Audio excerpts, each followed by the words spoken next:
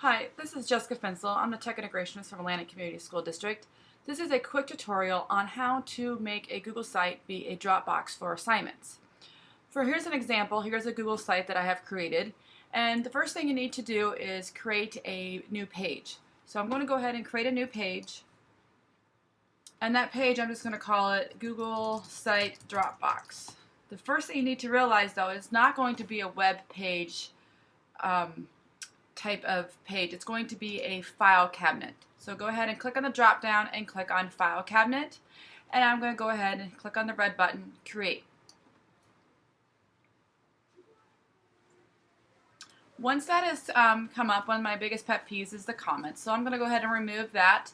To do that, that's going up here to the gear and go to Page Settings and take off the comments and hit Save. The next thing is you want to have permission, you want your students to have permission to edit this particular portion of this page, not the entire site. So I'm going to show you how to do that. But I do have a horizontal navigational bar up at the top, and so it is not going to be put there unless I do so.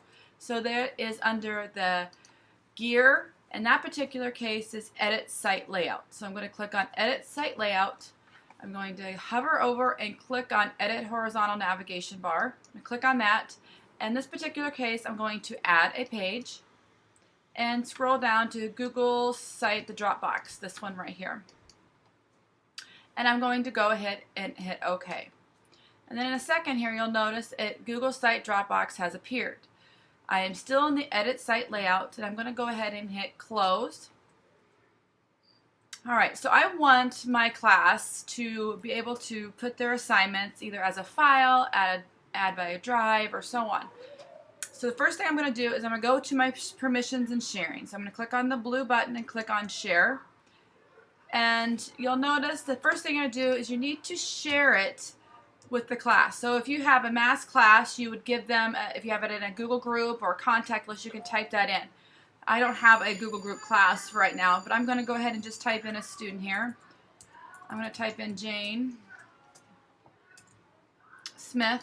I don't want her to have full edit rights in the entire site, because you'll notice right here, this is just the entire site. But I still need to have her name in here to give her permission to the page settings in a minute. And it'll make sense in a moment. But first, go ahead and put their class group in there if you have a Google group or so on. But I'm going to give them view rights only, and go ahead, you can send a message if you choose. Go ahead and hit send. Once that is processing, the next step you're going to do is enable page permissions. Remember, I just want to have Jane have permission on that particular page only. So I'm going to go ahead and enable page level permissions. It's going to ask me, do I want to really turn it on? The case is yes, I do.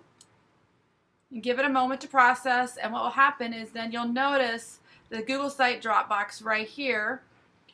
You'll notice Jane can view, but I want to change it and give her different permissions. So I'm going to go ahead and change. And I want to customize the permissions. I'm going to go ahead and hit save. Now you'll notice, and please ignore this one, this was a test earlier, Google Site Dropbox, this is the page that we just created. Jane Smith can view, but I want her to particularly edit that particular page. So I'm going to click Edit, scroll down, and Save Changes.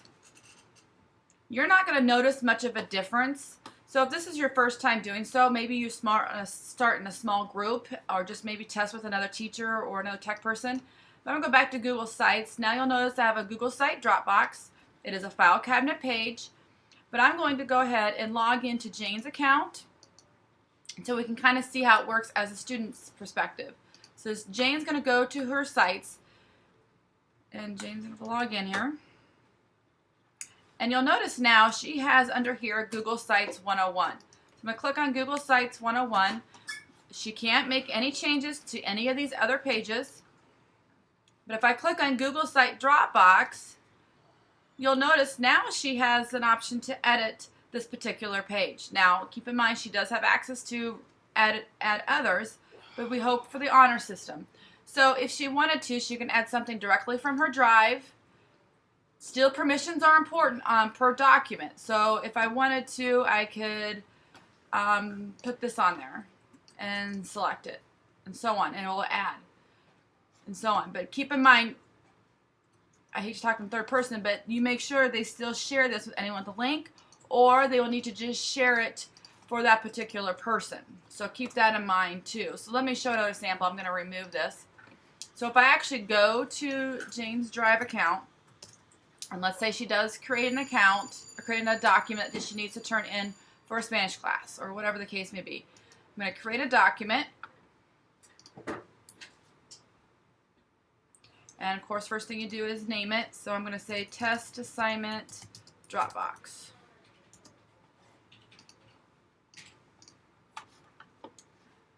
Then share it. Now you can do it several ways. She can share it to the teacher herself. She can share it with me and give me rights to edit however you want to do that. Or you can change it to anyone with a link. I like it. Jessica Finsel can edit the document because really then the other students can't view it, even though it's going to put it on the Dropbox. I'm going to go ahead and copy this link, go back to the Google site Dropbox. I can add the link instead of going directly to my Drive. I could say assignment 101. If I spell it right, we'll just say test 101. She could put a description if she wanted to, and so on.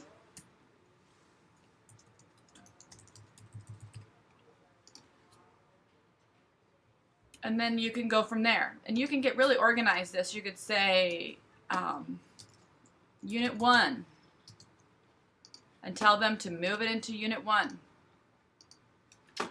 And then, you know, I guess I wouldn't have a Dropbox for all your classes in one page. If you had multiple classes, period 1, 2, 3, 4, 5, 6, 7, 8, I would have a Google Site Dropbox, period 1, Google Site Dropbox, period 2, however you want to do it.